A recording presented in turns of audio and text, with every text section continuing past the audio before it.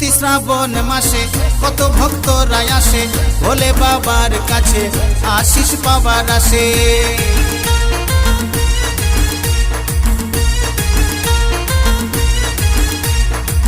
বাবাকে পুজো দিয়ে ডাকে সব ভক্তি ভরে, বাবার আশীর্বাদে এ জীবন ধন্য হবে।